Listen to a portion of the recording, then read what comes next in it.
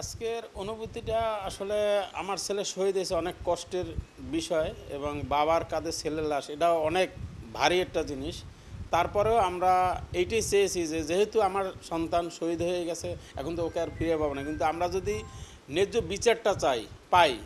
শেখ হাসিনার ফাঁসির রায়টা যেহেতু 100% ফাঁসি হওয়ার দরকার, ওর যে অপরাধগুলো করছে তাদের ফাঁসি হওয়ার দরকার, এবং ফাঁসি হলে আমরা আমাদের শহীদ পরিবার একটু হলেও মনে সান্ত্বনা পাবো যে না, আমার ছেলের বিচার হয়েছে বা আরও যারা শহীদ হয়েছে তাদের বিচারটা হয়েছে। বাবা হিসেবে আমার অনেক ভালো লাগছে এবং এটাই হওয়া উচিত। আমরা খুব খুব ভালো লাগতেছে যে না, আমরা আসলে এই দেশে রায় একটা বিচার পাচ্ছি, সুষ্ঠু একটা বিচার পাচ্ছি।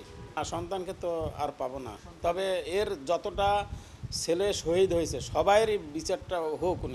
ওনা তো একটা মানুষ তো একবারই ফাঁসি দিলেও প্রত্যেকটা রায় যাতে কার্যকর হয়, যতগুলো সে অপরাধ করছে, হ্যাঁ, ততগুলো দিন রায় কার্যকর হয় ওনার ওনার ব্যাপারে। সে দেশের বাইরে ওনাকে আনতে হবে দেশে, এটা তো সিস্টেম আছে। ওনাকে আনা যাবে ইন্ডিয়ার সাথে। ইন্ডিয়া তো অবশ্য দিতে চাচ্ছে না আমরা জানি, তারপরেও আন্তর্জাতিক চাপ যদি ডক্টর ইউনূস আছে, উনি অনেক ভালো মানুষ আমি জানি। তবে উনি চেষ্টা করলে হয়তো পারবে ওনাকে আনতে। ওনার আন্তর্জাতিক অনেক লবিংয়ের অভিজ্ঞতা আছে, উনি করতে পারবে, ওনাকে সারা ওয়ার্ল্ডে ভালো জানে।